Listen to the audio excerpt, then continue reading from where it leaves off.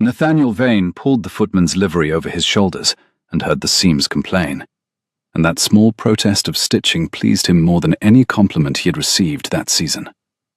The coat had been cut for a narrower man. It pinched across the back, bound at the arms, and refused to forgive him the width his fencing master had spent 15 years building.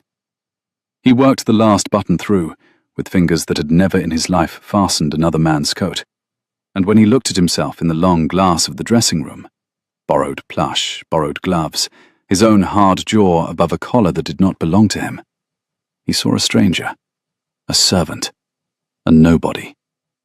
Exactly the man he meant to be for the next fortnight. "You will be discovered before noon," said Pelham, who had been the Duke of Calderwood's valet for 20 years and considered the entire scheme an affront to good order.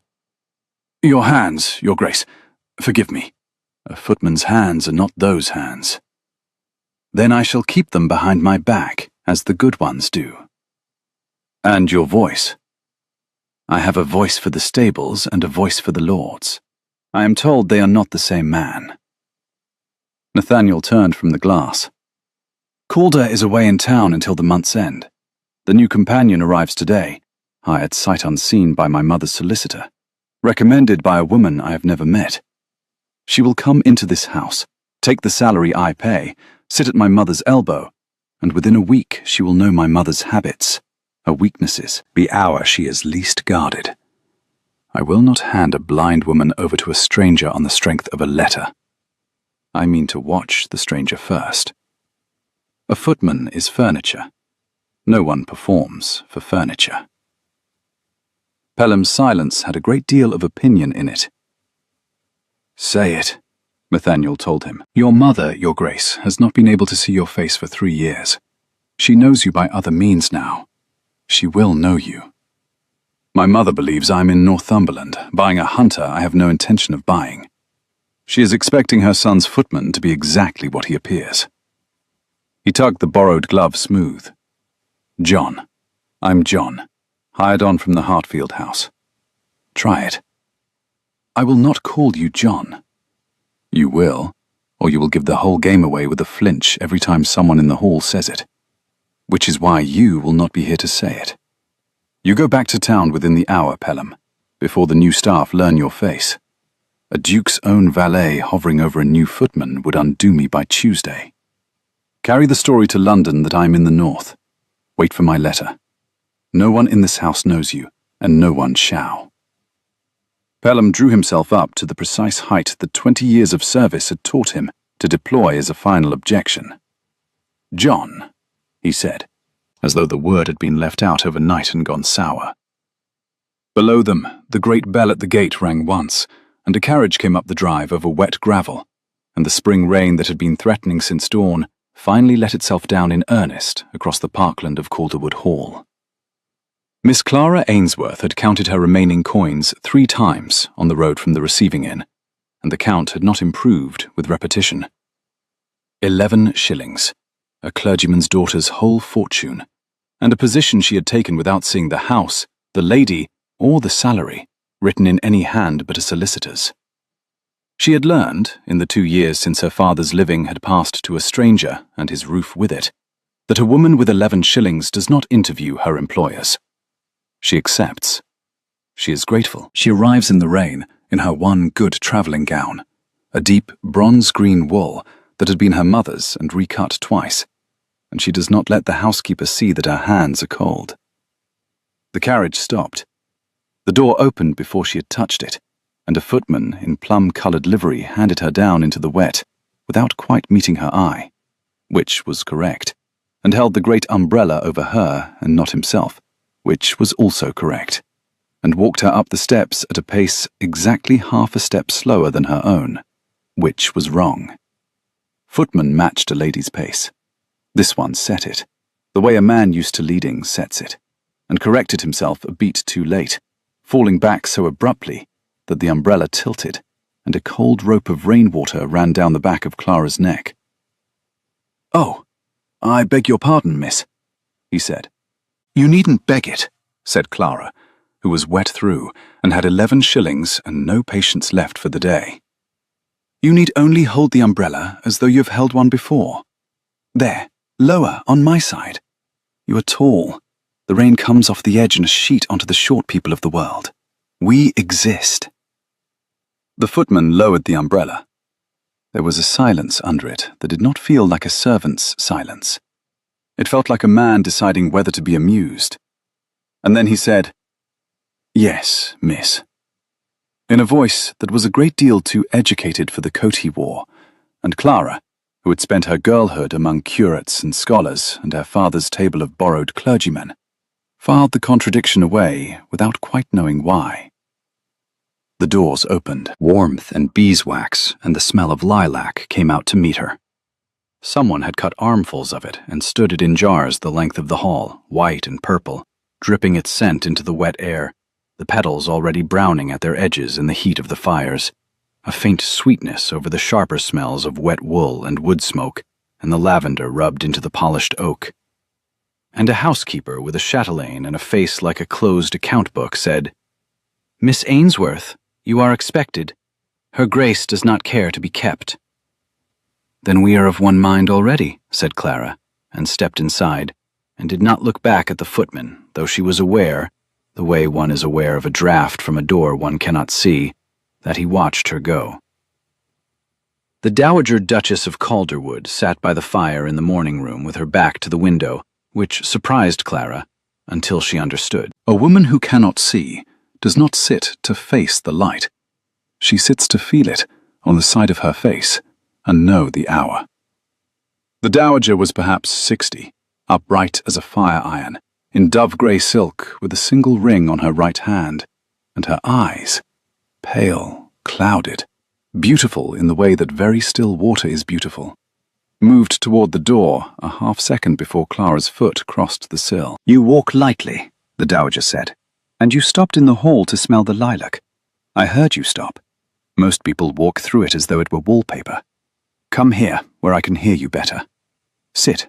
Not there. There, where the chair does not squeak, unless you wish to announce every shift of your weight to me for the rest of the afternoon. You are the companion." "I am, Your Grace. Clara Ainsworth." Ainsworth, a clergyman's name. "My father was rector of Stoke Marling in Dorset." Was. The Dowager's clouded eyes did not move, but something in her face did. "You have buried him recently." 2 years, Your Grace. "And your mother before, by the way you said his name and not hers. And no brother, or you would not be here. And no fortune, or you would be home."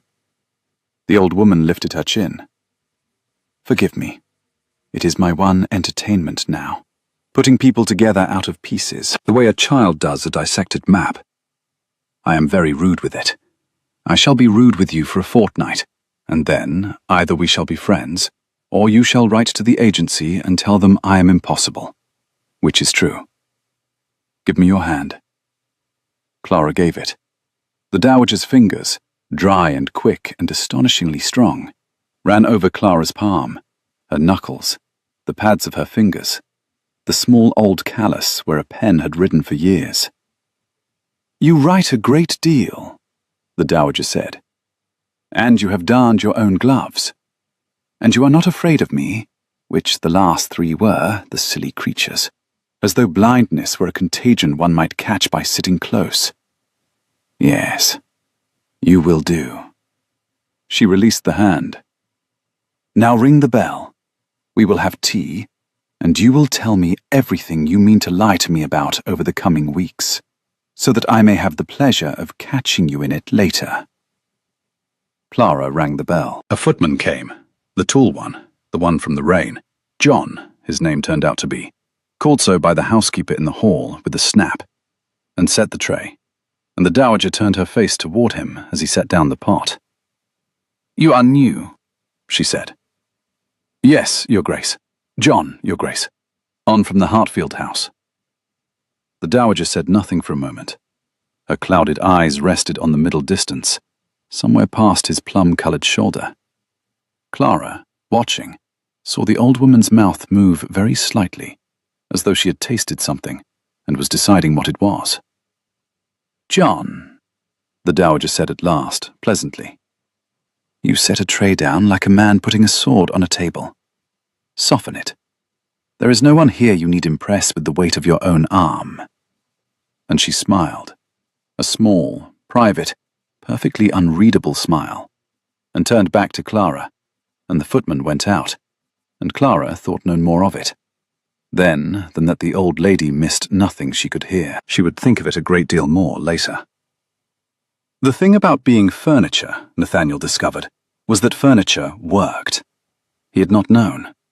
He had run the estate, the seat, 4 lesser properties, a London house, and a place in the Lords for 11 years, and he had genuinely not known that a footman carried coals up 3 flights before the family woke, that the polishing of a single epergne took an hour, and the skin off 2 knuckles, that one stood, simply stood, against a wall, for the length of a dinner one was forbidden to eat, until the arches of one's feet sang. By the second day, his admiration for the men he paid had become a kind of shame. By the third, he had ruined a pair of his own gloves, dropped a sauce boat he caught an inch from the carpet, and been told by the under-butler, a man named Sturgis, who did not know he was speaking to his master, that he was willing but soft, and will harden you or will lose you, my lad, and I'd as soon harden you, for you've a civil tongue. Thank you, Mr. Sturgis, said the Duke of Calderwood, and meant it more than he had meant most things. But the part he had come for, the watching, that he could do. He carried the coal scuttle, and he watched. He set the trays, and he watched. And what he watched, hour by hour, was the slow disproof of every suspicion that had put him in this coat. He had expected a companion to flatter. Clara Ainsworth did not flatter. When the Dowager declared, on the second morning, that the Italian poets were all of them frauds excepting Dante, and that she would hear no argument, Clara said, "Then I shall make the argument anyway, Your Grace, and you may have the pleasure of not hearing it," and read her Petrarch until the old woman fell asleep smiling. He had expected a companion to manage, to steer a rich blind widow gently toward the companion's own comfort. Clara did the opposite. She refused to wrap the Dowager in wool. She let her pour her own tea and spill it and swear at it. She walked her out into the wet garden over the housekeeper's objections. "She will take cold, miss." "She will take cold, sitting indoors resenting the door, Mrs. Felden, which is worse." And stood the old woman in the middle of the lilac walk and said, "There, now you are in it, not beside it." And the Dowager had lifted her ruined eyes to the rain and breathed in until her whole frame shook. And Nathaniel, raking gravel 40 feet away because Sturgis had set him to it, had to turn his face to the hedge. The rain came soft and grey and smelled of turned earth and bruised lilac. It beaded on the old woman's grey silk and ran down the rake-handle cold under his blistered palms. Somewhere, a thrush sang the wet morning open. The gravel hissed under the rake. The whole drenched garden breathed lilac at them, sweet and heavy and almost too much, the scent a blind woman could drink when she could no longer see the blooms that made it. He had come to guard his mother from a stranger. He had not reckoned on the stranger guarding his mother better than he did.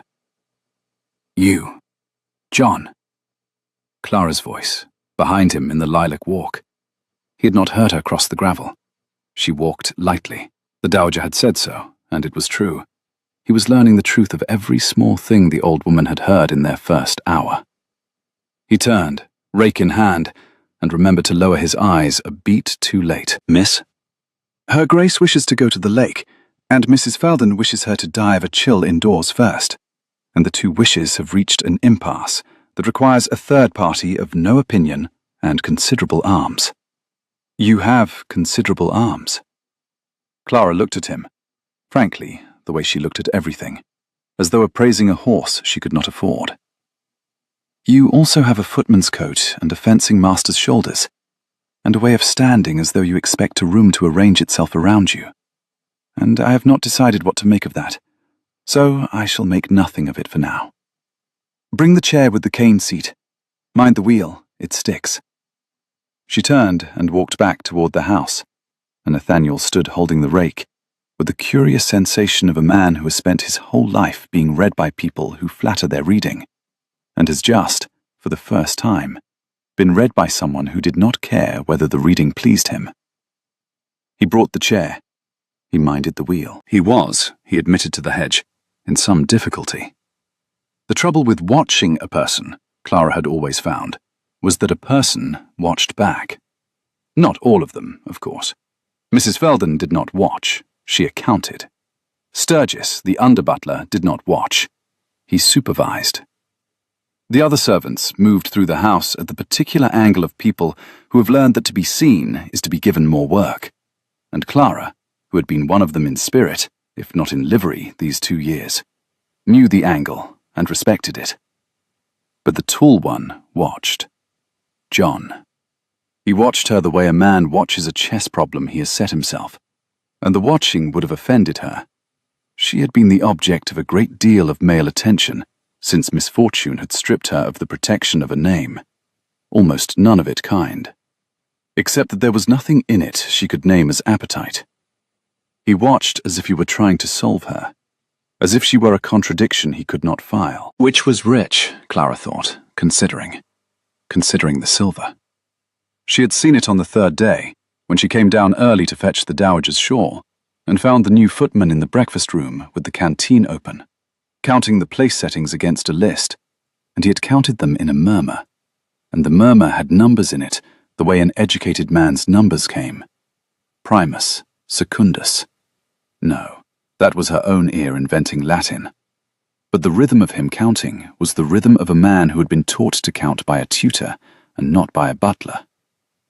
Considering the books, she had found a volume of Tacitus left open on the bench by the boot room, face down, spine cracked at a passage on the corruption of provincial governors, and no footman in England read Tacitus on his half-hour.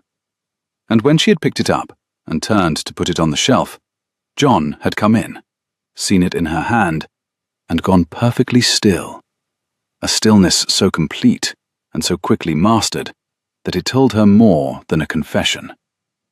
Considering the way he said her name, or rather, the way he did not.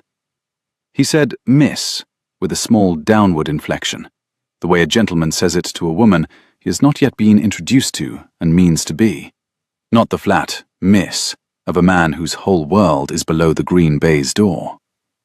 She did not know what he was. She knew what he was not, which was a footman from the Hartfield house, because she had, God forgive her, she had so little and she could not afford to be wrong, written a careful, idle, gossiping letter to a school friend married into Hartfield's county, and the friend had written back that the Hartfields had let no man go that spring, and had never, in living memory, employed a John.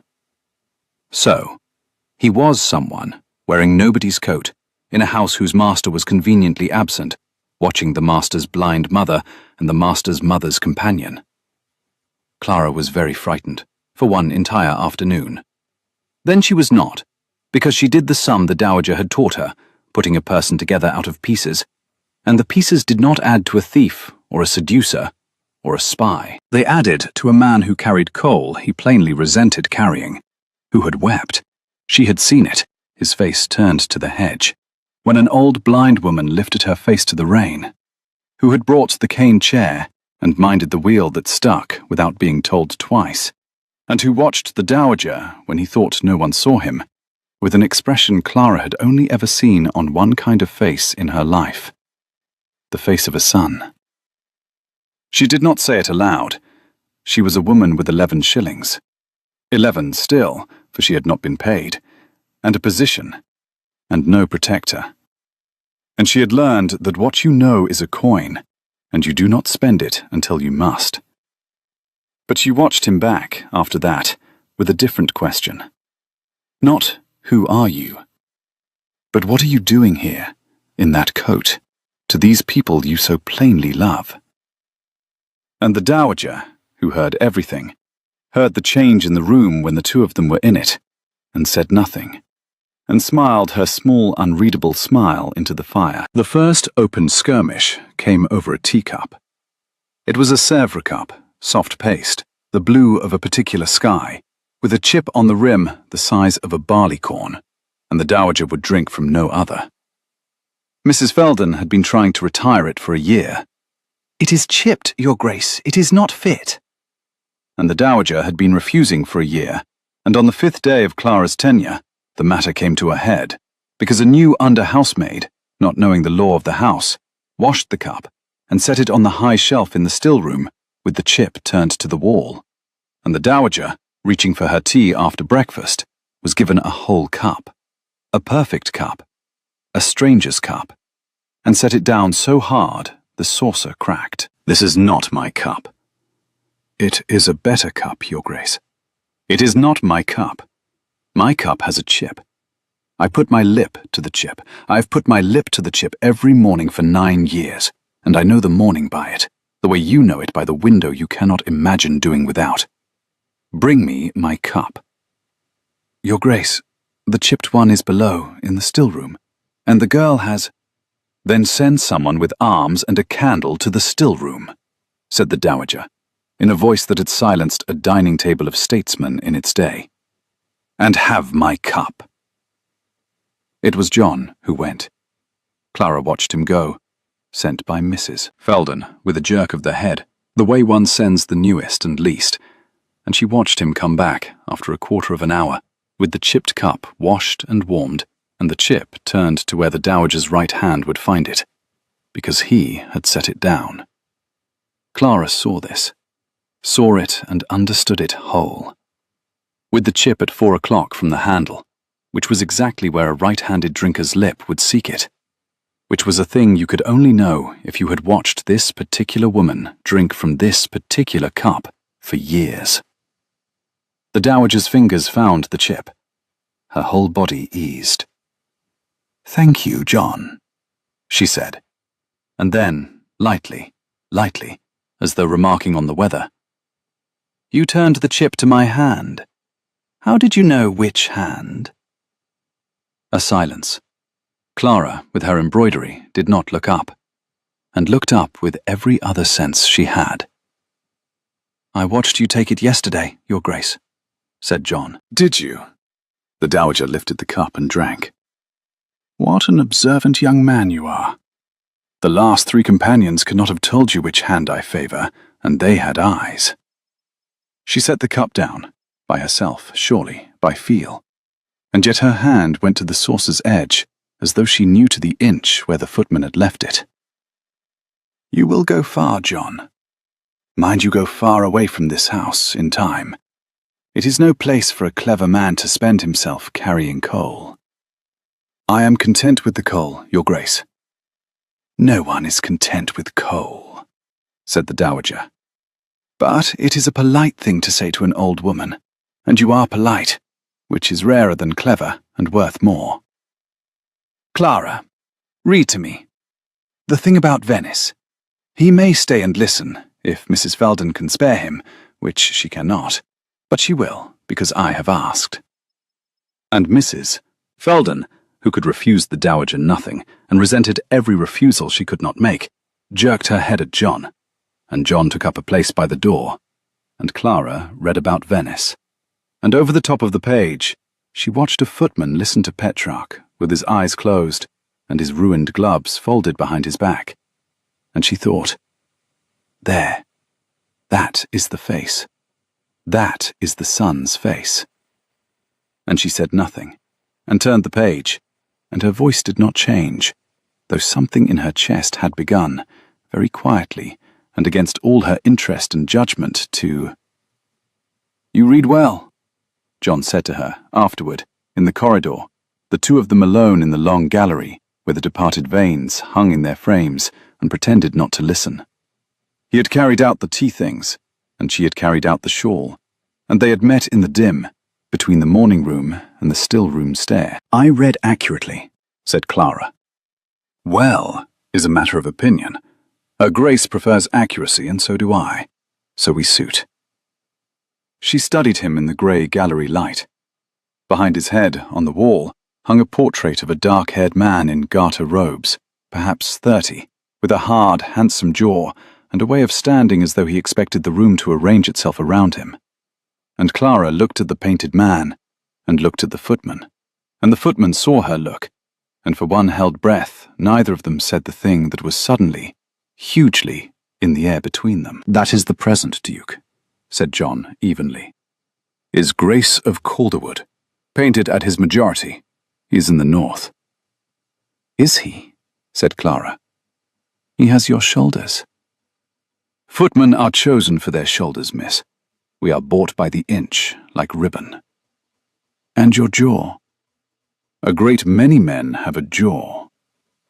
"And," said Clara very softly, because she was frightened again, and being frightened made her reckless. "he has, I should think, a mother who has gone blind in the years since that picture was painted, and a footman newly come to wait on her, who reads Tacitus on his half-hour, and weeps in the lilac walk, and knows which hand she drinks with. I have 11 shillings, John. I will tell you exactly what I am worth, because it is so little that I cannot afford to be wrong, and I cannot afford to be turned off, and I cannot afford to be the sort of woman who knows a dangerous thing and pretends she does not. So I am going to ask you once, in this gallery, where the only listeners are painted and discreet. Who are you, and what are you doing to that good old woman in her own house?" The footman looked at her for a long moment. And then the Duke of Calderwood, against every plan he had made and every reason he had for keeping his counsel, told her the truth, or began to, the first edge of it, because Clara Ainsworth had 11 shillings, and looked at him as though that made her more honest than every titled creature he had ever bargained with, and he found, to his own astonishment, that he could not lie to her in this gallery, under the painted eye of the man he was. "Not here," he said. "Not now. Sturgis will come along this corridor in 2 minutes. He always does at the half-hour. Tonight, after her Grace is abed. The library, the small one, the cold one, where no one goes. I will tell you who I am, Miss Ainsworth, and you will despise me, and you will be right to. And then I will ask you to keep my counsel for 1 week longer, for my mother's sake and not for mine. Will you come?" Clara should have said no. A woman with 11 shillings did not meet strange men in cold libraries after the house was abed. She knew the rules. She had survived 2 years by them. "I will come," she said. "Mind the wheel of the chair before then. It still sticks." The small library was cold, as he had promised, and dark but for the single branch of candles he had lit, and the fire he had, clumsily, getting it wrong twice, swearing under his breath in a way no footman swore, coaxed into a sullen glow.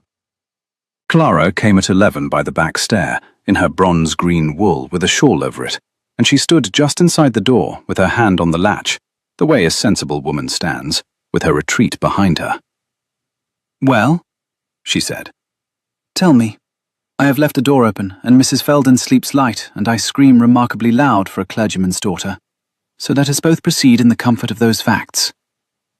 "You will not need to scream." He set down the poker. He had taken off the plum coat. He stood in his shirt and the footman's waistcoat, and without the coat, he was unmistakably the man on the gallery wall, and he saw her see it, and he did not look away. "My name is Nathaniel Vane. I am the 8th Duke of Calderwood. The man in the north buying a hunter is a fiction. The man you have watched carry coal for 5 days is me." Clara did not move. She had known. She had assembled him out of pieces and known, and yet to hear it said plainly in a cold room was another thing, and she felt the floor of her small, ordered survival tilt under her. "Why?" she said. "Because my mother is blind, and rich, and alone but for the servants I pay, and the relatives who count the days. And a companion was coming to live at her elbow, hired on a letter, recommended by a woman I had never met. A companion learns a person's habits, her hours, her fears, the cup she favors and the hand she favors it with." He said it steadily, and Clara heard, under the steadiness, the shape of an old fear worn smooth by handling. 3 years ago, a man my mother trusted, her own man of business, in the chair by her fire as you sit now, moved £4,000 of her settlement into a venture that did not exist, because a blind woman signs where her hand is guided, and trusts the voice that guides it. I caught it. Barely. I have not, since, been able to make myself hand her over to a stranger on the strength of a letter and a recommendation. So I came to watch the stranger, as furniture. No one performs for furniture. Miss Ainsworth, I wanted to see you when you did not know you were seen. And what did you see? Said Clara. Her voice was very even. It cost her a great deal to keep it even. I saw a woman who lets a blind duchess spill her own tea rather than rob her of the dignity of pouring it. I saw a woman stand my mother in the rain because the rain was better than the resentment. I saw a woman who turned the Tacitus over to put it back on the shelf and did not, afterward, use what she had guessed to her advantage, though she had every advantage to gain and 11 shillings to gain it with. He stopped. You wrote to Hartfield. I saw the letter go. I knew the moment it went out that you would learn there is no John, and I've spent 2 days waiting for you to use it, to come to me, or to my mother, or to Mrs. Veldon, with the dangerous thing in your hand, and ask a price for keeping it quiet. It is what I expected. It is what I came here braced to find. And instead, I asked you in a gallery. And instead, you asked me in a gallery whether I meant my own mother harm. Nathaniel Vane, 8th Duke of Calderwood, looked at the companion with 11 shillings, and his hard jaw was not steady now. Do you know how long it has been since anyone in my life asked me a question to which the true answer cost me something, and waited for it, and did not first calculate what my answer was worth to them? You shame me, Miss Ainsworth. You have shamed me for 5 days, and you did not know you were doing it, which is the only kind of shame worth a damn. The fire cracked. Somewhere above them the old house settled on its bones. This is a great deal, said Clara at last. To lay on a woman with 11 shillings at 11 o'clock at night. And, because she was frightened, and the fright had nowhere to go, and the man before her had just turned out to be both the most powerful person she had ever stood alone with, and the most undone. She laughed. It came out of her before she could stop it, helpless and astonished, and after a horrified instant, she saw the corner of his mouth go. And then the Duke of Calderwood was laughing too, in his shirt-sleeves in a cold library, the pair of them, at nothing, at everything, at the sheer impossible architecture of the situation, until Clara had to put her hand over her mouth for fear of waking the house. Forgive me, she gasped. It is only, you carried the coal so badly. I watched you carry it. You held the scuttle as though it had insulted you. It had, repeatedly. He wiped his eyes with the back of a ruined glove. Sturgis says I am willing but soft, and he will harden me or lose me. Sturgis is right. Sturgis is entirely right, and does not know he is correcting his master. And I have never in my life been corrected so usefully, or so often, as I have been this week by men who do not know who I am. He sobered, slowly, the laughter draining to something quieter and more dangerous. 1 week, Miss Ainsworth. That is what I came to ask. My cousin, Sir Hugh, is coming on the 17th. He is my heir, while I am unmarried, and he takes a close interest in my mother's health and my own continued bachelorhood, in roughly that order of affection. He has wanted my mother declared unfit for a year, so that her estate falls under a trustee of his choosing, which would be himself.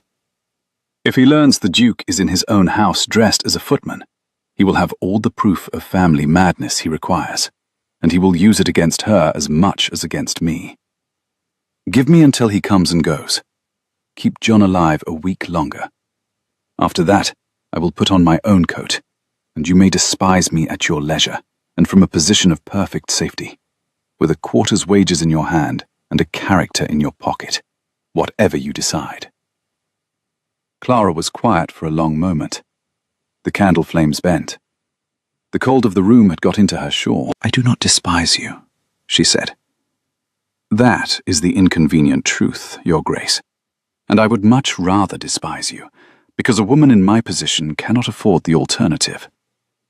I will keep your John alive a week, not for your sake, for hers. She is the best company I've had since my father's table emptied, and I will not have a grasping cousin put her in a trustee's keeping, while I stand by with a secret in my pocket I might have spent to stop it. But understand me." She lifted her chin, and in the candlelight she was, the Duke thought, the most beautiful thing he had ever been afraid of. "When the week is out and you put on your coat, I go back to being a woman with 11 shillings, and you go back to being a man with 40,000 a year, and the gallery and the cold library and the carrying of coal will be a thing that happened to 2 other people. I will not be your romance, your grace. I have watched what becomes of companions who let themselves be a great man's spring diversion. I have 11 shillings, and my own good name, and the name is the more valuable by a distance. So, we are allies for a week. We are nothing for a week. Are we agreed?" "We are agreed," said the Duke, who had never in his life agreed to anything he intended less to honor. The week that followed was, the Duke of Calderwood would think for the rest of his life, the happiest of it, and the most secret, and the most absurd. They conspired. That was the shape of it. The 2 of them, the Duke Footman and the companion, drawn into a single, quiet alliance against the absurdity of his disguise and the approaching shadow of his cousin. And an alliance is a near and a perilous thing, for it requires 100 small private exchanges a day, 100 looks across a room that mean, "Keep your countenance," and "Not yet," and "Now." And there is no faster way to fall than to share a secret with someone you ought not to share a hedge with. She covered for him. When he set a tray down like a swordsman, she would say, before Mrs. Felden could mark it, "John, take the heavy end of the screen to the window. You are the only one of us with arms," and give him a thing to carry that justified the shoulders. When his hands, too soft, Sturgis had said it, and it was true, gave him away in the polishing, she taught him, in stolen minutes in the still room, the actual trick of it. Leather and rouge and the figure of 8, her own competent ink-stained fingers over his. And neither of them spoke while she did it, and both of them were entirely too aware of the silence. The still room smelled of beeswax and vinegar and the cold stone of the floor. Rain ticked at the one high window. The rouge stained their fingertips a soft rust that would not wash off till morning. His knuckles were warm under hers. The single tallow candle hissed and guttered and threw their 2 shadows long and unsteady up the whitewashed wall. And Clara watched the shadows so that she need not watch the man, and watched the man in the shadows instead, which was worse. He learned her, in return, the way she had been learning the dowager, out of pieces. That she hid bread in her napkin and gave it to the kitchen cat, who was nobody's, and therefore hers. That she had 3 handkerchiefs, and one was her mother's, and she did not use it, only carried it. That she could not abide a door left ajar, and would cross a room to close it, a small tyranny she was unaware of, and that he began, helplessly, ridiculously, closing doors before she reached them, so that he might watch her notice the room set right, and not know who had set it. And they made the dowager laugh. That was the 3rd strand of it, and the strongest. For the old woman, who heard everything, plainly heard the 2 of them, heard the alliance, heard the banter that ran under the service like a stream under ice. And instead of suspecting it, she fed it. She sent John on errands that required Clara's help. She demanded to be read to, and demanded the footman be allowed to stay and listen, and demanded, one afternoon, that John be taught to play backgammon. Since Clara cheats, and I require a second victim. And so the 3 of them sat, an evening, a blind duchess and a companion and a duke in a footman's waistcoat, throwing dice by the fire, and the dowager won every game by listening to the dice fall and counting, and accused them both of cheating, and was happier, Clara thought, than a woman robbed of her sight and half her settlement and most of her friends had any right to be. The fire popped and sank to a red glow. The dice clicked warm out of the leather cup and rattled across the board. The room smelled of wood smoke and the bowl of forced hyacinths on the side table, and the faint tallow of the snuffed candles by the door. Outside the long windows, the spring dark pressed close and wet against the glass. And inside, the three of them sat in a small gold circle of firelight. And none of them, for that one evening, was lonely. "You are good for her," the Duke said one evening on the back stair, the two of them passing in the narrow dark, his arms full of the supper tray, and hers full of the dowager's shawl, and the stair so narrow that they had to turn sideways, and even so his shoulder brushed hers, and neither of them, this time, stepped back. "You are good for her," said Clara. "You, the sun. She has come alive this week, and it is not me, John, whatever you tell yourself. It is the sound of you in the house. She turns toward you when you come into a room. She does not know she does it." Clara looked up at him in the dark of the stair, very close, too close. "She does not know it is you, and yet she knows it is you. I cannot make the sum come right, and it troubles me. Move your arm, Your Grace. Your tray is dripping gravy on my one good gown, and I cannot afford another." He moved his arm. He did not move otherwise. The stair held them both in its narrow dark for one more breath than was wise. "When the week is out," he said, low, "and I put on my coat." "When the week is out," said Clara. "We are nothing. We agreed. Mind the gravy." She went up. He went down. Both of them, in the dark, smiled at the wall, and neither would have admitted it under torture. What neither of them knew, what Clara would not learn for 2 more days, and the Duke not until it was nearly too late, was that the Dowager Duchess of Calderwood had known her son for a footman from the moment he set down the first tray. She had known him in the first hour.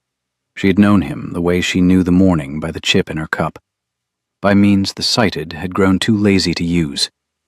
She knew his tread. She had heard it learn to walk. A mother's ear does not unlearn a son's weight on a floor. She knew his breath when he was holding his temper.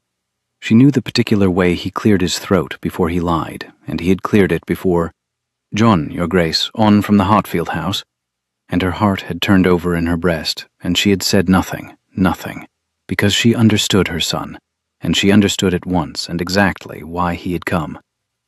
He had come because he loved her, and did not trust the world with her. He had come in a servant's coat to stand between his blind mother and a stranger, the great, stubborn, loving fool, and she would no more have given him away than she would have torn out her own clouded eyes. But she had watched. She who could not see watched harder than any of them, and what she had set herself to learn in that first week was the companion. Not whether the girl was a thief. Her son was watching for that, and her son, whatever his sins, had a good eye, even now. What the Dowager set herself to learn was whether the girl was the one. Whether the woman the agency had sent by accident into this house at the exact hour her son had hidden himself in it was a woman worth her son. She put Clara together out of pieces, as she put everyone, and the pieces added to bread saved for a stray cat, and a mother's handkerchief carried and not used, and a refusal to flatter, and 11 shillings spent on no advantage when a fortune in blackmail sat in the girl's 2 hands, and a laugh in the gallery. She had heard it, 2 floors up, the night they met in the cold library. She heard everything. A laugh shared with a man she believed to be a footman, which meant the girl had laughed at the man and not the title, for she had not known the title then. And the Dowager Duchess, sitting blind by her fire while her son carried coal and the girl read her Petrarch, made up her mind a full week before either of the young fools below her made up theirs. She approved of the girl first. She only had to find the way to tell them so. Sir Hugh Vane arrived on the 15th, in the rain, 2 days early, in a curricle he could not afford, pulled by horses he had not paid for, with his man of business, Mr. Grimsby, riding behind, and he came up the drive of Calderwood Hall with the particular satisfaction of a man arriving early precisely to catch a house unprepared. He very nearly caught it. For it was John who was sent out into the rain to hand him down, Sturgis being engaged, and the new man being nearest the door. And so the Duke of Calderwood, in plum-coloured livery and a footman's gloves, found himself holding the umbrella over the head of the cousin who wanted his mother declared mad and his own self childless and gone. And Sir Hugh, stepping down, looked at the footman holding the umbrella with the idle contempt of a man looking at a tool, and did not know him. Did not know him. 11 years of Christmases, of shooting parties, of family dinners where Hugh had measured the Duke's health with his eyes and counted the years to his inheritance.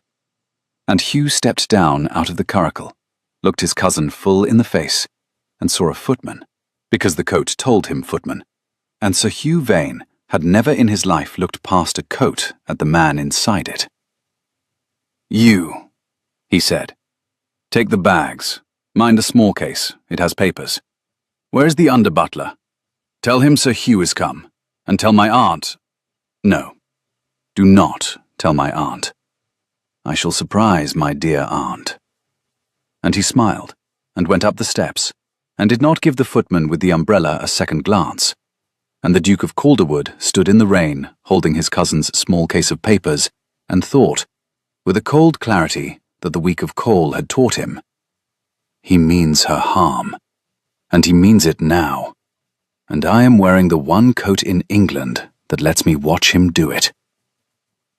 He carried the small case in. He did not, quite, give it to Grimsby. He set it down in the hall by the lilac jars, where the wet plum of his sleeve hid it, and he marked the room it went to, and he found Clara on the gallery stair, and said 3 words as he passed. "Hugh, 2 days. Now." And Clara's face went white, and then went still, and she went up to the dowager, and the Duke went down to the servants' hall to be a footman a few hours longer, and the trap of the next 48 hours closed quietly around them all. Sir Hugh was a careful man, in the way that weak men are careful, which is to say he prepared his ground. Over dinner that night, the dowager at the head of her own table, Sir Hugh at her right, Clara at her left, and footman at the wall, one of them the master of the house standing motionless with a napkin over his arm. Hugh laid his first stones. "You are looking tired, aunt," he said, with great tenderness, carving. "Forgive me, one worries. A house this size, and you not able to— that is, and only servants and a hired companion to mind you. One worries that things might be got past you, that advantage might be taken." "Advantage is taken of me hourly, Hugh," said the dowager pleasantly. "Clara takes the last of the seed cake and tells me there was none. Mrs. Felden waters the small beer and tells me it is the brewer. I am robbed blind, as it were, on every side, and I find I prefer it to being managed. Is that pheasant? It smells underdone. John— yes, you, the tall one. Is the pheasant underdone?" A silence. Clara did not breathe. "It is a little underdone at the bone, your grace," said the footman by the wall, "though the breast is well enough." "There," said the dowager, "an honest man. They are commoner below stairs than above, Hugh, in my experience. Sit down, John. You make the room nervous standing there like a caryatid. No, fetch the other decanter first. The cellar will not have sent up the good one with company in the house. They save it, the wretches, thinking I cannot tell. I can tell. Bring up the 89. You will find it behind the door on the 3rd bin, which you will know, John, because you are observant, and I am told observant young men go far." And she turned her clouded eyes, smiling, toward the wall where her son stood with the napkin over his arm, and Sir Hugh, carving, missed it entirely. But Clara did not, and the Duke did not, and a small cold thread of understanding went through the Duke, that he could not, at the table, stop to follow. She knew.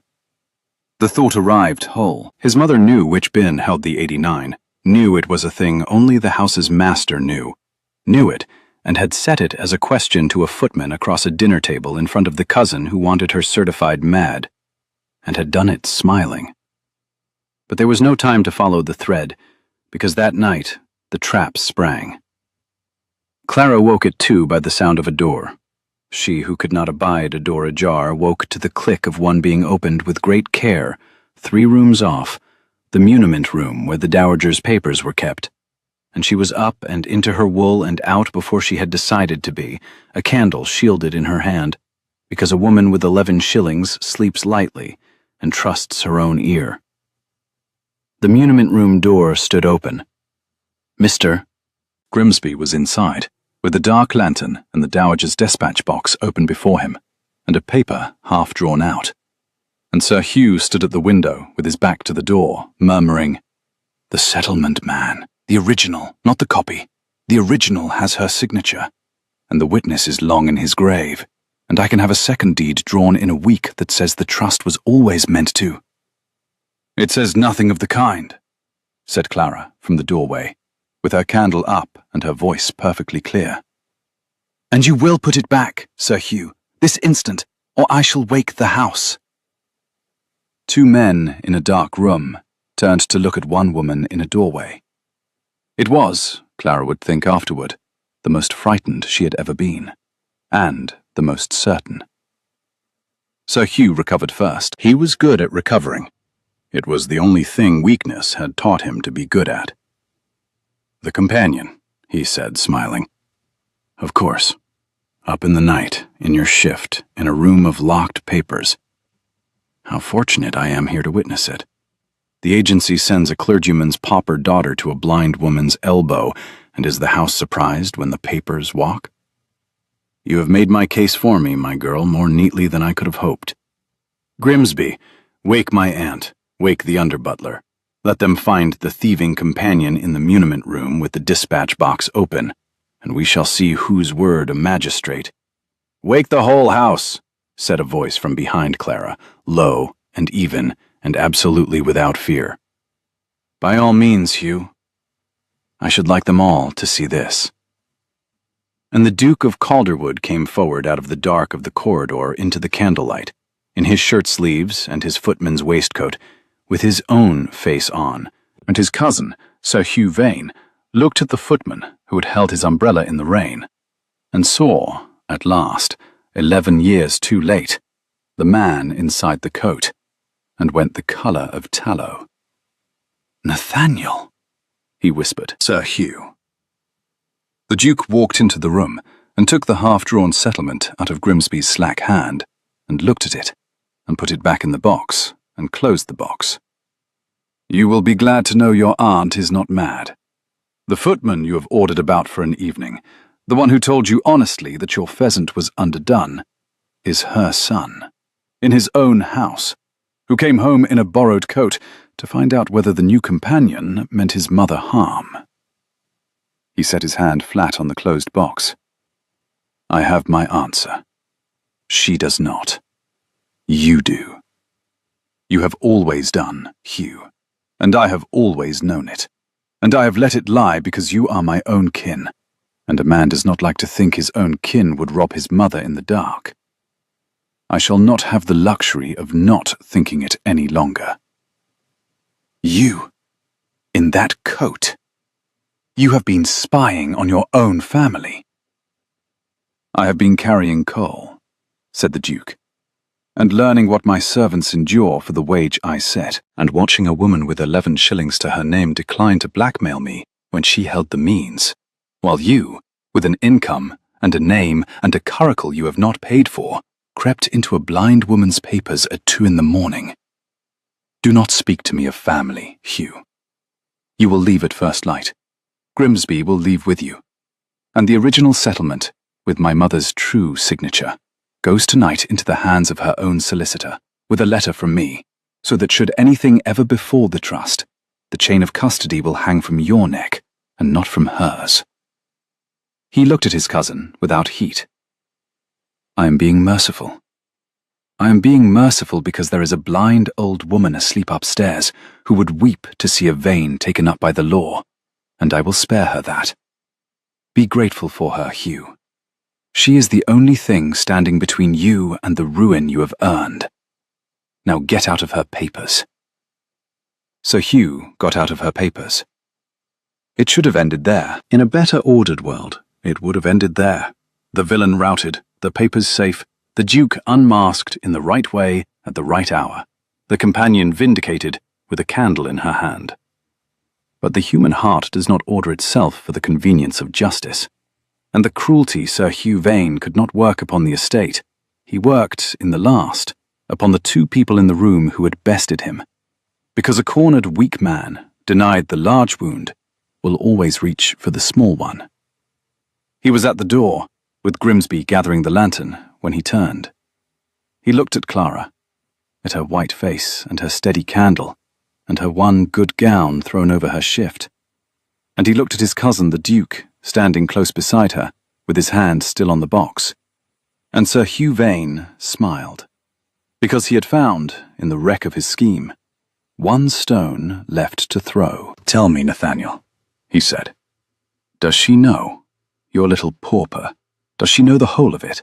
That you did not come to watch a stranger, you came to test her? That every kindness this week was a wager you set yourself? You told me so at Christmas, do you not recall, in your cups?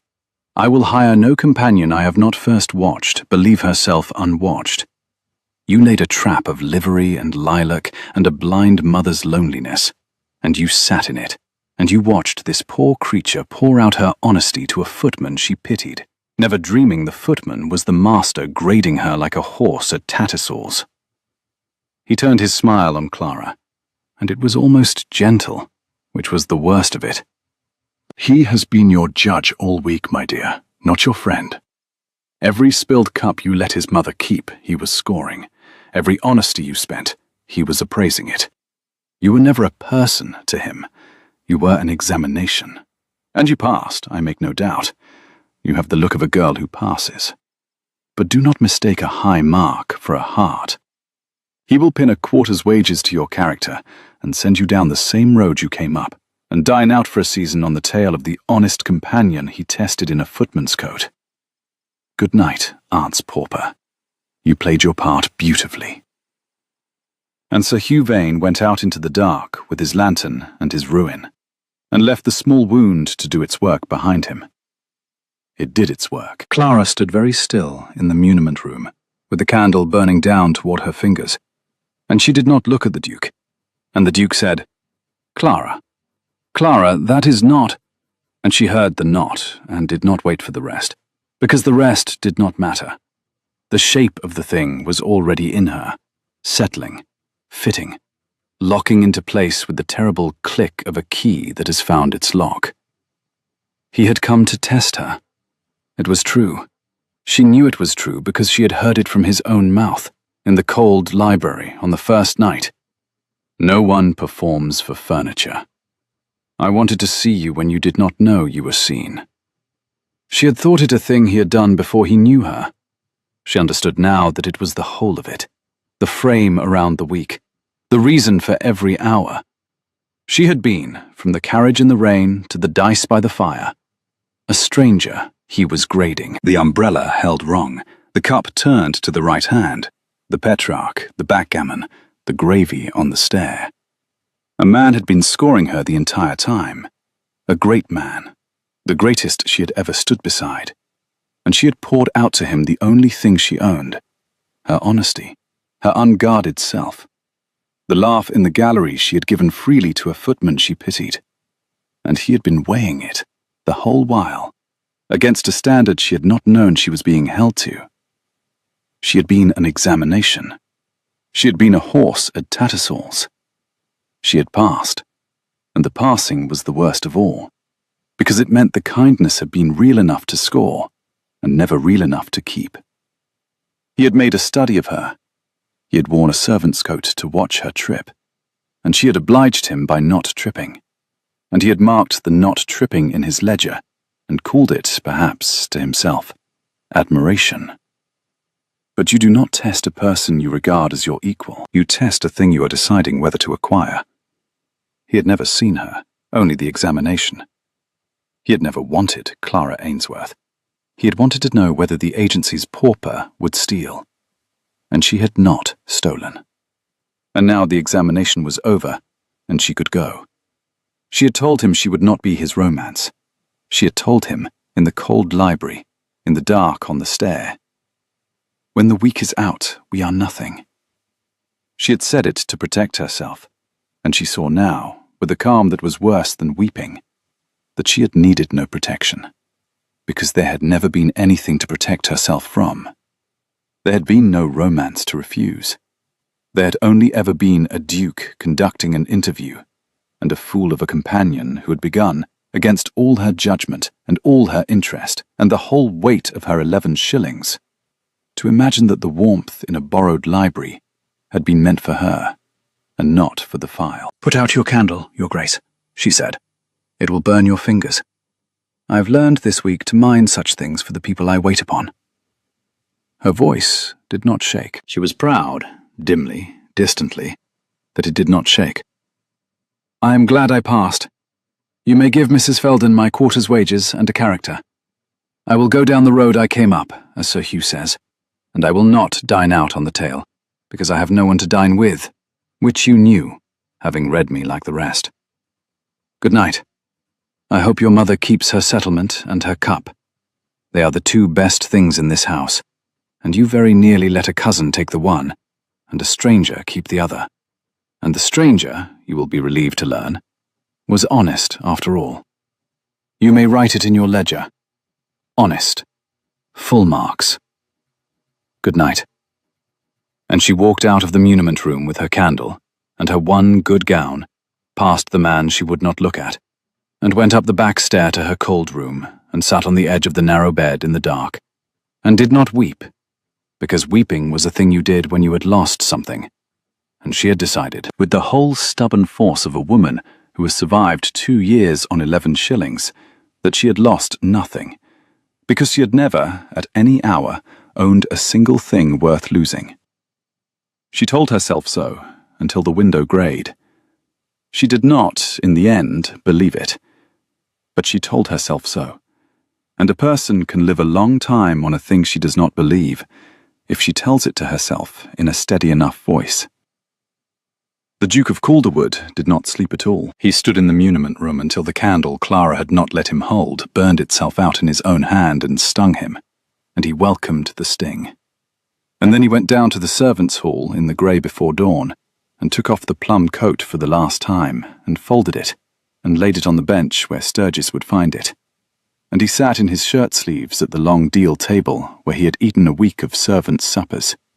And he understood, slowly, in the cold, the full extent of what his cousin had done to him, with a single true sentence wrongly framed. For it was true. He had come to test her. He could not unmake the truth of it. It was the seed of the whole week, and it had been a contemptible seed, and he had known, even as he planted it, that there was something in it unworthy of a man who claimed to love honesty. He had dressed honesty as suspicion, and called it prudence. He had set a trap of livery and lilac, exactly as Hugh said, and a blind mother's loneliness had been the bait in it, and a clergyman's daughter with 11 shillings had walked into it, and been, every hour, more decent than the man who set it. And somewhere in the week the test had stopped. He could not have named the hour.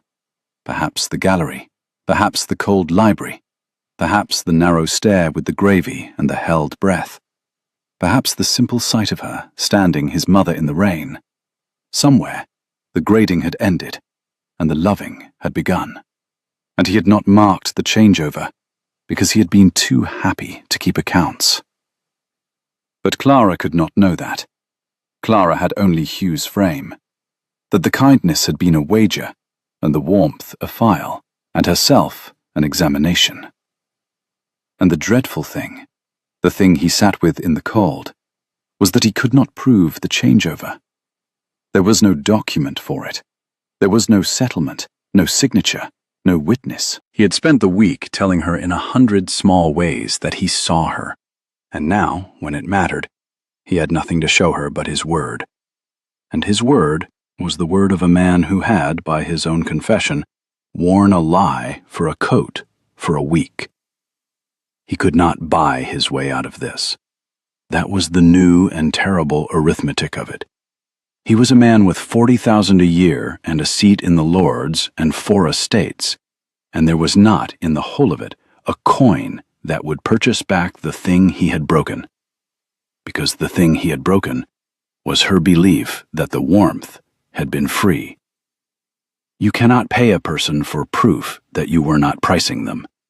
The very offer is the wound repeated.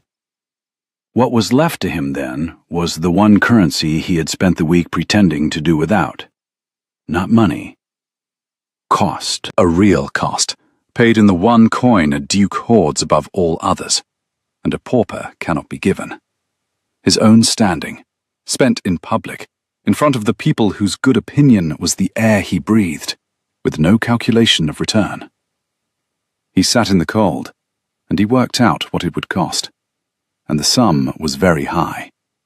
And he found, somewhat to his surprise, that he was glad it was high, because a low cost would have been one more thing she could grade and find wanting. And then, because there was one person in the house who had known him for a footman from the first tray and said nothing, he went up, in the grey dawn, in his shirt sleeves, and knocked at his mother's door. "Come in, Nathaniel," said the Dowager Duchess of Calderwood, who was awake and sitting up and had been waiting. "Come in, and sit where the chair does not squeak, and tell me how badly you have managed it. I heard most of it. I hear everything. It is the only advantage they left me, and I have made it a good one. Sit. You have made the girl believe she was a wager." "You knew me," he said, sitting. "From the first. The bin, the pheasant. You knew." "I knew you, my dear, before you had your gloves on. I heard you cross the hall like a man who has never carried a tray in his life, which you have not. And I heard you clear your throat before you told me your name was John, which is the same throat you cleared before you told me, aged 9, that you had not been in the orchard with the apple still in your hand." Her clouded eyes found him with terrible accuracy. "I said nothing because I understood you. You came in a fool's coat to stand between me and the world, because you love me and do not trust the world with me. And you were right not to, Nathaniel. For the world sent Hugh to my papers at 2 in the morning, and the world also sent that girl, by the same blind accident, to my elbow.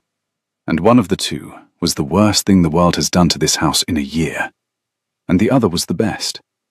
And you, my clever, stupid son, have spent the night confusing them." "She thinks—" "I know what she thinks. She thinks she was an examination. And the cruelty of it, my dear, the real cruelty, is that you began it as one. You cannot tell her you did not, because you did, and she will hear the lie in your throat the way I do, for she has learned to listen the way I listen. I have watched her do it all week. She reads a room the way I read one. She is the first person to come into this house since I went dark, who does not perform for me because she cannot be bothered. And you know what that is worth, Nathaniel, to a blind old woman. It is worth more than the settlement Hugh tried to steal. I made up my mind about her on the 3rd day. I approved of her before either of you knew your own hearts. I have only been waiting, this week, for the pair of you to be as clever as a blind woman. And you have disappointed me, and I'm too old to wait much longer. So I shall tell you what to do, and you shall do it, because I am your mother, and I cannot see, and you owe me that much." "Tell me," said the Duke. So she told him. And the Duke of Calderwood listened to his blind mother the way he had not listened to anyone in 11 years. And when she had finished, he took her dry, strong hand and put his face against it, the way he had as a boy. And she felt that his jaw was not steady, and she was satisfied. "Now go," she said. "And Nathaniel, wear your own coat. She has had quite enough of the other one. And bring lilac." She stopped in the hall to smell it on the first day. A woman who stops for lilac in the rain is a woman who has decided to go on living in spite of her circumstances. And that, my dear, is the only quality in a wife that has ever, in the end, mattered. Now go. I shall have my tea. Send up the chipped cup. And send send the Duke. It is time I met him." Clara was packed by 8. It did not take long. A woman with 11 shillings travels light, Her whole life went into the one box that had come up the drive with her, the 3 handkerchiefs, the recut gown she stood in, the bronze green wool brushed and folded, her father's sermons that no one would ever read again and she could not leave behind. She made her bed with the corners square, because she had been raised to leave a room better than she found it, and she went down the back stair with her box, and she did not go to the morning room to say goodbye to the dowager, because she could not. Because that goodbye was the one thing in the house that would break the steady voice she had been keeping herself alive with since 2 in the morning. And she had a road to walk, and a steady voice was the only thing she had to walk it with. She went out by the garden door to avoid the hall and the lilac, and the garden door let her out by the lilac walk, which she had forgotten, and she stopped. She could not help it. Her body stopped before her will could forbid it, in the white and purple drift of it, in the wet morning, exactly where she had stood the dowager a week before, and said there, "Now you are in it, not beside it." And the Duke of Calderwood was standing in the lilac walk, in his own coat, with an armful of cut lilac dripping in his arms, waiting for her, because his mother had told him she would come this way, because his mother knew the girl would not be able to face the morning room, because his mother, blind, knew the whole geography of 2 hearts better than either heart knew itself. Clara stopped. She set down her box. "Your Grace," she said, "I am leaving by the garden to spare us both the hall. You need not have come. The character and the wages may be sent after me to the receiving inn. I find I would rather not." "I have not come to give you a character," said the Duke.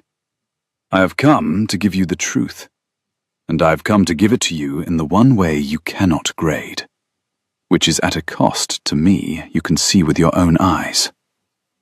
Will you let me before you walk? You owe me nothing. I am asking it as a debt I owe you, and not as one you owe me." Clara looked at him. The lilac dripped. His arms were full of it, and he looked, she thought distantly, absurd. A duke in his proper coat holding a hedge.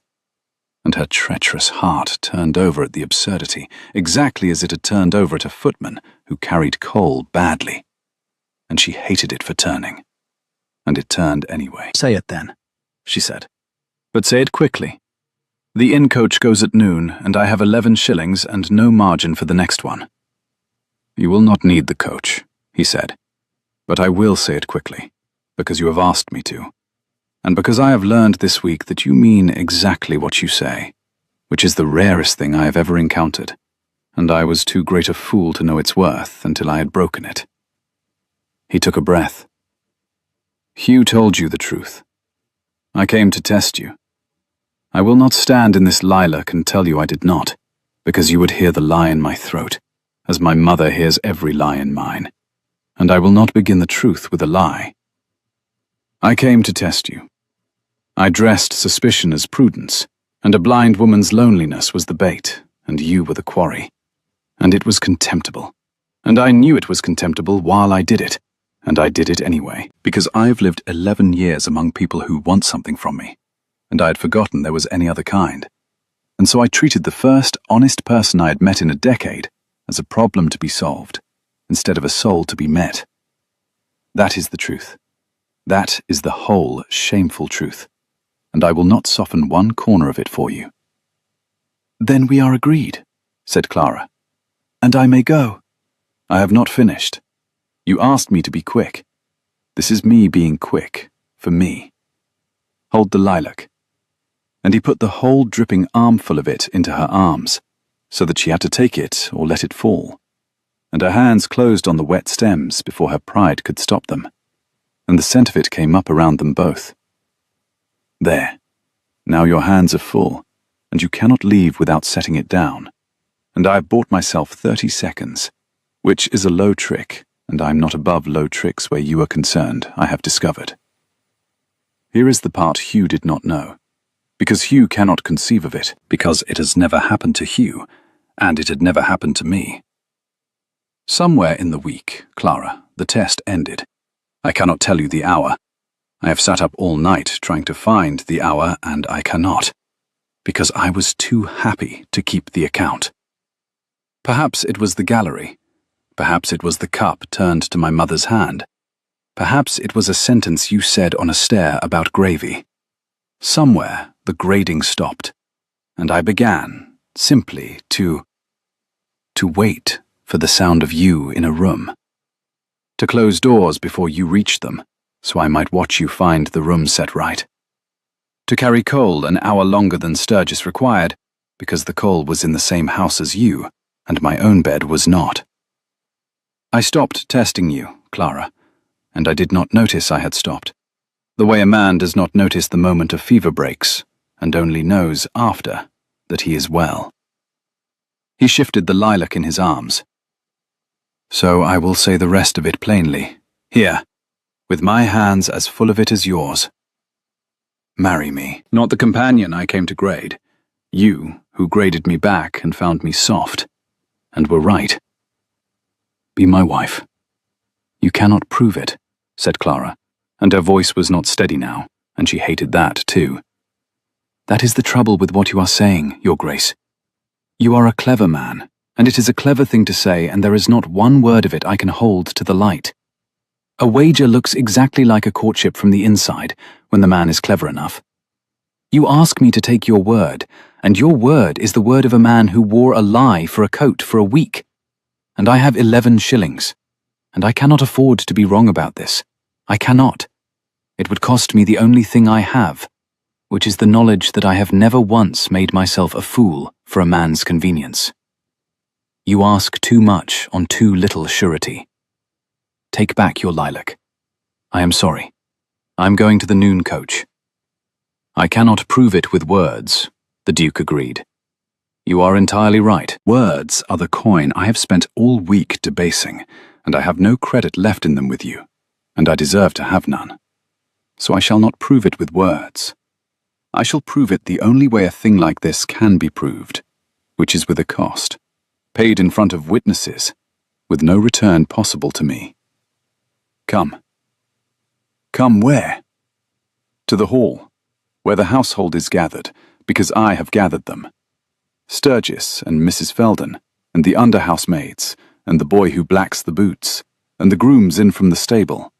Every soul who has called me John this week, and ordered me about, and corrected me, and never known they were correcting their master. They are all in the hall, Clara, waiting, because I have asked my mother to have them brought.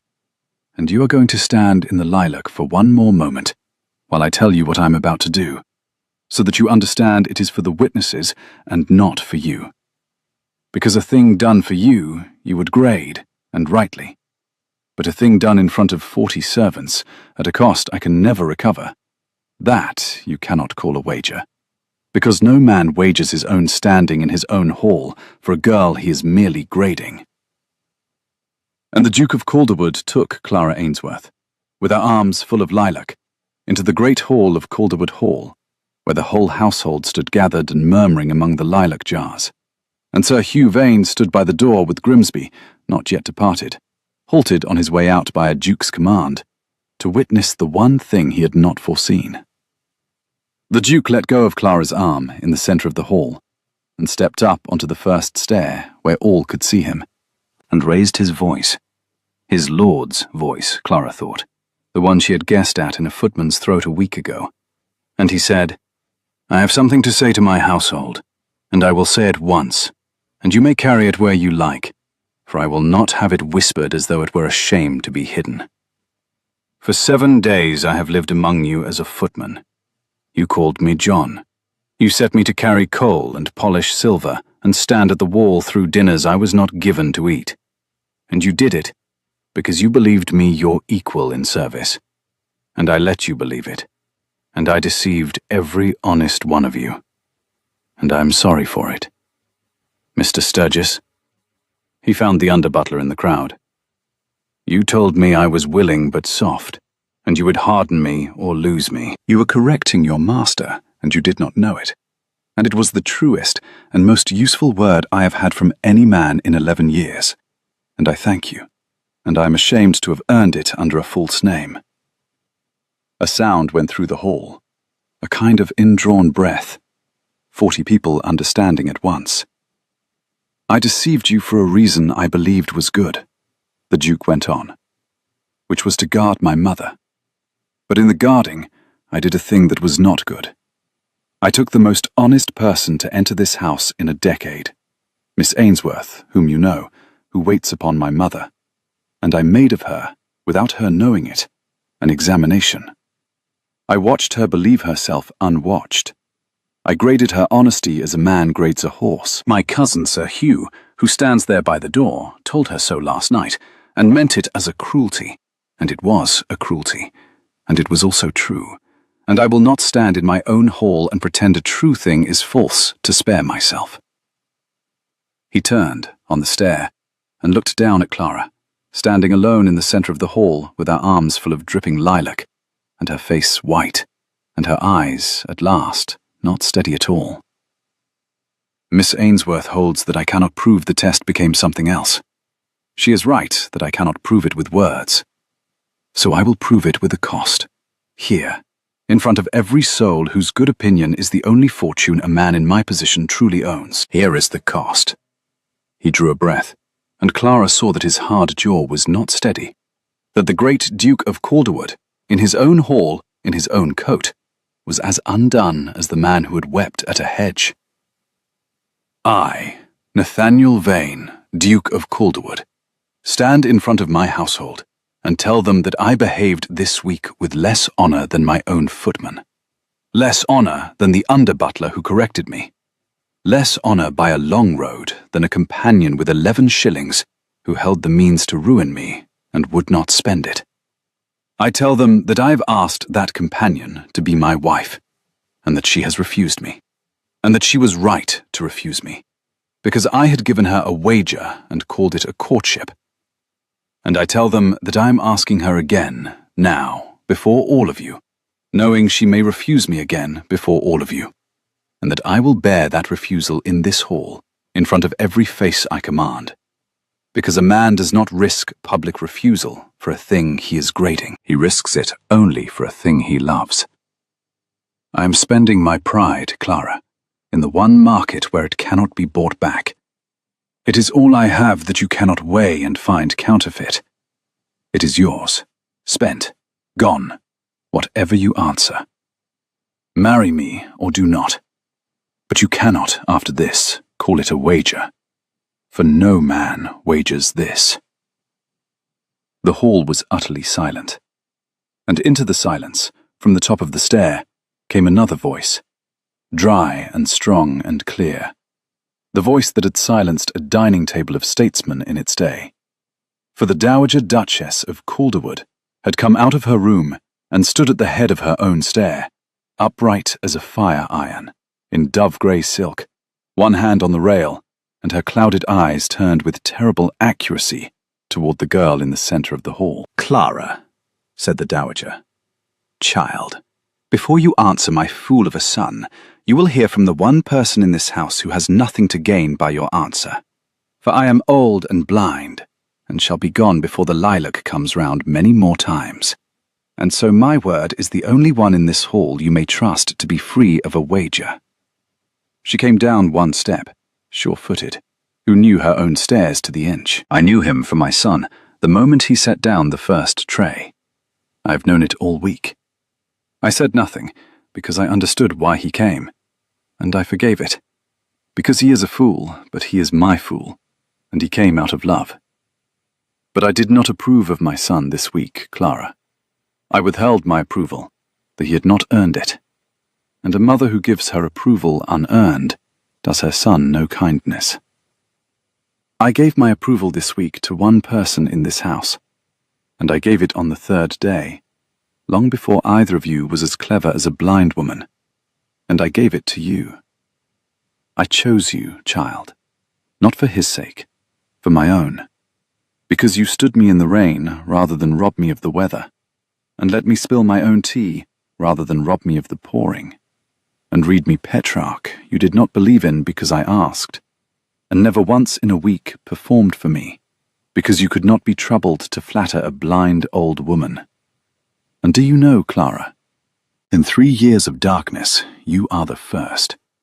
The first who met me, and not my affliction.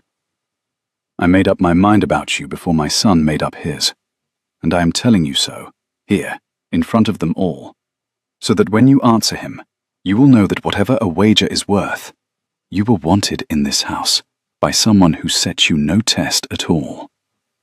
Now. The clouded eyes did not waver. I have said my piece. The rest is yours. But the lilac in your arms, child, was cut by my son at dawn because I told him you stopped to smell it on the day you came. And a woman who stops for lilac in the rain has decided to go on living. And that is the only thing in a person that has ever, in the end, mattered. Answer him as you like. But answer the man, Clara, not the test. The test is over. I heard it end on the stair the night of the gravy. I hear everything. And Clara Ainsworth stood in the centre of the great hall of Calderwood Hall, with her arms full of dripping lilac cut at dawn, with 40 servants holding their breath, and a routed cousin frozen by the door, and a duke on the stair who had just spent his pride in the one market where it could not be bought back, and a blind old woman who had chosen her on the 3rd day before anyone had asked her to. And she understood, at last, with the calm that comes after a long fright passes, that the thing she had been protecting herself from was not a danger, but a gift, and that she had so little practice at being given things that she had nearly walked to the noon coach rather than learn how.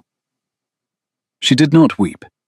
She had decided, at 2 in the morning, that she would not weep, and she was a woman who kept her word, even to herself.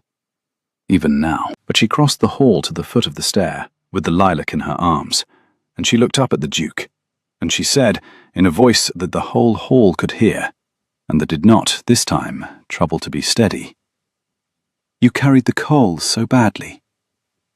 "I did." "You held the umbrella wrong, and set the trays down like a swordsman, and you cannot light a fire to save your life, and you wept at a hedge, and you have just spent your whole pride in front of your own household for a woman with 11 shillings. And that, Your Grace, is the single most foolish transaction I have ever witnessed. And I was raised by a clergyman to abhor a bad bargain." She climbed the first stair, so that they stood level, the lilac crushed between them, its scent rising. "But I find I cannot grade it. I have turned it every way, and held it to the light, and there is no angle from which it reads as a wager. And I have been trying, Nathaniel. I have been trying very hard, because it is far safer to refuse you than to believe you. And I have just discovered that I am done at last with being safe. I have been safe for 2 years. It is a cold country. Yes. The answer is yes. Not to the Duke. To the man who carried the cold badly and meant it. Him I will marry. The Duke may come along, I suppose, as he appears to be attached. And the great hall of Calderwood Hall, which had not made a sound in 5 minutes, made a great deal of sound all at once. And Sturgis, the under-butler, was heard to say, "Well, I'll be—" and I told him he was soft. And Mrs. Felden was discovered to be weeping into her chatelaine, and accounting it to the lilac, and the boy who blacked the boots cheered before he could be stopped, and was not, in the event, stopped. And at the head of the stair, the Dowager Duchess of Calderwood turned her clouded eyes toward the ceiling, and that at a breath she seemed to have been holding for 3 years. And Sir Hugh Vane went out of the door, and down the steps, and into his unpaid-for curricle, and out of the story, which had no further use for him. They were married in the village church at Calderwood, when the lilac came round again the next spring, which was not so long to wait as it sounds, and the Dowager Duchess lived to see it, to hear it, rather, every sound of it, the church bell and the gravel, and her son's voice gone unsteady on the vows, and the new Duchess's voice perfectly steady on hers, for Clara had got her steadiness back, and used it now for better purposes than survival. The Dowager sat in the front pew in dove-grey silk, and turned her face to the warmth coming through the south window, and knew the hour by it. And when the rector, a young man newly come to the living, who did not know the whole tale, and thought he was marrying a duke to a gentlewoman of modest fortune, which, in a sense, he was, the fortune being 11 shillings and a refusal to flatter. When the rector said the words, the dowager's hand found, in her lap, the chipped Sèvres cup she had insisted on bringing, against all sense, to a wedding, and her thumb settled on the chip, and she smiled. Afterward, there was no great breakfast, for Clara would not have one. "We will feed the household first, Nathaniel, and the village, and then ourselves, in that order, for that is the order in which they have earned it." And so the servants of Calderwood Hall, who had called their master John for a week, and would never quite finish teasing him for it, sat down to the wedding feast before the family did, with Sturgis at the head of the deal table, where the Duke had once eaten a servant's supper, and the Duke himself carried in the first dish to them, in his own coat, and set it down. Clara watched him do it, from the doorway, and laughed aloud, like a swordsman putting a blade on a table, and a hall full of servants groaned and threw bread at their master, and the Duke of Calderwood, 40,000 a year and a seat in the Lords, ducked the bread and grinned like a footman. In the years that followed, there were children at Calderwood, and they were taught very early and very firmly that the surest way to make their grandmother laugh was to creep up on her in stockinged feet and try to reach her chair before she named them, and that they never once managed it. Not one of them. Not ever. For the Dowager Duchess knew each of them by their tread before they cleared the door, the way she had known their father by his weight on a floor when he came home in a borrowed coat to guard her, the way she had known, on the third day, before anyone asked her to, exactly which of the two strangers the world had sent to her elbow that spring was the worst thing to enter the house in a year, and which was the best. She told the children the tale, when they were old enough, on winter evenings by the fire, with the chipped cup in her hand. She told it always the same way, and it always ended the same way, with the same line, which the children would chant along with her because they had learned it by heart, that their father had put on a servant's coat to test a stranger, and had been so busy testing her that he had not noticed himself falling in love, the great fool, but that his blind old mother had noticed, sitting quietly by her fire, hearing everything, had heard the test die on the stair the night of the gravy, had chosen the girl on the third day, and had only had to wait and wait and wait for the two cleverest young people in the county to become, at last, as clever as a woman who could not see. And every spring, when the lilac came round, the Duchess of Calderwood, who had once owned 11 shillings and a good name, and counted the name the more valuable, and counted it so still, cut an armful of it in the wet morning, and carried it into the hall, and stood it in the jars the length of the room, white and purple, dripping its scent into the air, and stopped, every year, in the middle of the lilac walk, to put her face into the rain, and breathe until her whole frame shook. And somewhere in the house, her husband, hearing nothing, would none the less come to a window to watch her do it, and not know who had taught him to come, though his mother could have told him, his mother who heard everything, but he had learned it the way she had learned the morning by the chip in her cup, by minding the small things, at last, for the people he loved.